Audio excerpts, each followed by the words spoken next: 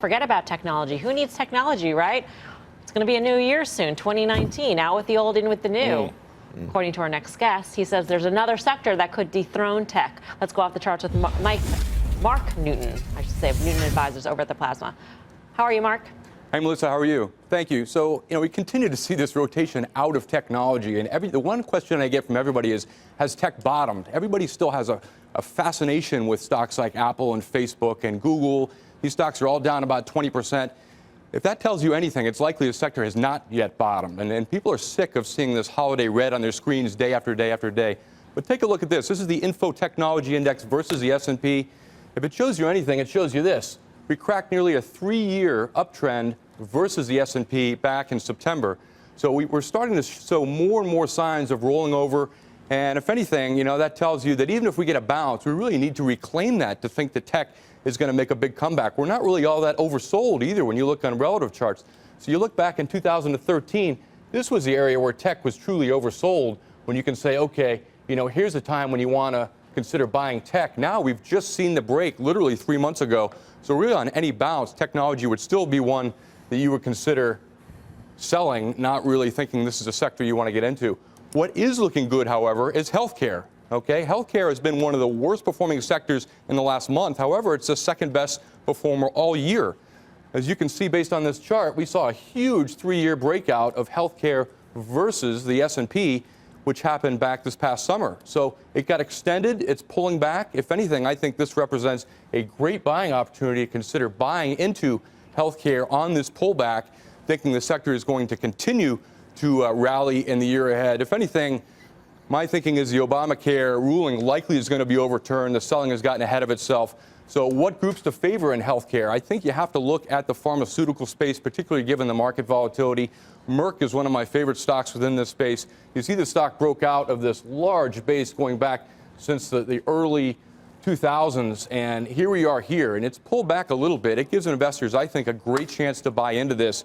You look at former highs that were made back in the late 90s. This hits right near $95. You're getting a chance to buy it now in the 70s, and my thinking is you're going to find support sometime in the next couple weeks as soon as this volatility starts to stabilize a little bit. But this would be really my pick among stocks like Pfizer, Lilly, Merck, Abbott Labs. They all offer a relative degree of safety and a bit more stability than what you're seeing in technology for sure. Final chart, we'll look at the S&P. So we've seen this break really in the last couple days, and unfortunately, S&P has formed a pretty decent topping formation that started back in January. One thing I want to point out, everybody's saying momentum is oversold, it's oversold. It has gotten oversold finally on a daily basis. However, on a weekly basis, we're not nearly at levels that we saw back in 2008, 2009. And on a monthly basis, S&P really got oversold, and we're nowhere near that also. So it's really only been on a daily basis that S&P has just gotten to oversold levels. We only see about 2% of all stocks above their 10-day moving average. My thinking is this decline can pull back right to near 2376. That's a 50% retracement of the entire move up since 2016. There are a couple of short-term cycles that suggest that the next couple of days could be important for a bounce. My thinking is now that we're past FOMC, sentiment's going to start to turn bearish a lot more quickly. People think there's absolutely no catalyst which can lift this market. So if anything, you want to look for a day like tomorrow on Quad Witch when you see heavy volume and see if we see more of that sign of capitulation. But I'm a buyer anywhere from 2376 really up to 2430 in S&P. From an investment standpoint, though, you almost need to see S&P get back over 2600. So the bottom line is it's a tough market right now, and you really want to see more evidence of stability, before you jump into the market. All right, Mark, thank you so much. Mark Newton. Pete Najarian, I know you like some of these pharma names. Yeah. Are you concerned about a divided Congress next year in this move by large drug companies to go ahead with price increases come January? Yeah, I think there's so many different things that we can be concerned about every part of the market right now. But I think the pharma names, to the point there, they seem to be holding up pretty well, whether it's Pfizer or Merck or some of these names. Lilly was another name that was brought up. I think when you look at the triple Qs rather, man, has there been a lot of put buying in there for quite a while. And that one is one where they've been very short term, and they've even extended out, when I say that, 2 months out to February. So they aren't seeing, they being the huge buyers of downside, are not seeing an end to reiterate what was being said up there at the board in terms of the charts. They're saying they totally agree. They see a fall off. And that fall off is going to continue, maybe even to the low 150 where we are now, maybe into the 140s.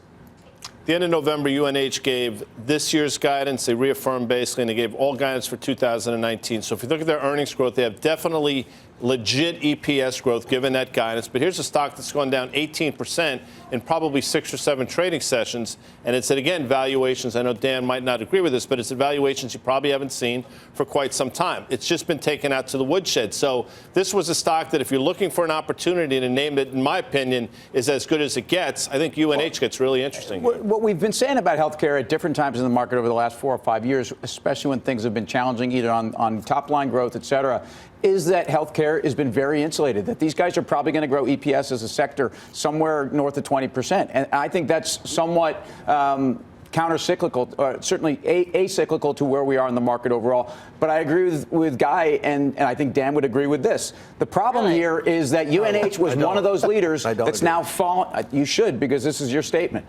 Basically, leadership that's been lost in a sector that actually had been very defensive, and that should be a concern. I'm not sure I want to jump into healthcare here. I just want to talk about SPY real quickly. He talked about the S&P 500. I think that last year we know that we had this very low volatility period. The largest peak to trough decline was 3%. The S&P 500 closed up 20%. That was the Trump bump, okay, in anticipation of deregulation and tax cuts, that sort of thing. This year has been the Trump dump, and I think it continues into next year. And I think, like all things of his agenda that are going to be repudiated, I think the stock market gains are going away next year. I think we're in a round trip back to 2,200 in the S&P 500. I just do. I think it's happening in the charts. I think all these rallies need to be sold. But you've been thinking this. You've been thinking this for 2 years, right? I mean, haven't you? Not really. I mean, not really. Well, I just to just say that now it's all coming down hard. You're basically. Well, what did we have in 2017, Tim? We had global synchronized recovery. We had that growth coming. We had deregulation. There was a lot of things that people were looking forward to. Do you write off 2019 in the markets? Are you writing off? The assumption that it's all going to come tumbling down in terms of all both the regulatory changes and environment. I'm just telling you that everything that I see, I cannot think of a single catalyst for the markets next year. Where is it coming from? I just don't understand what it is. If it's only valuation, that's not enough, people. It's just not enough. You know, the interesting thing will be if there's anything that we can get done in terms of the trade wars, I think then you're wrong. But up to that point, I think, yes, there's going to be damage is done by the time that happens. That can recover big time, though. You know that as well as I do. That could be something you could turn very rapidly. Where's it going?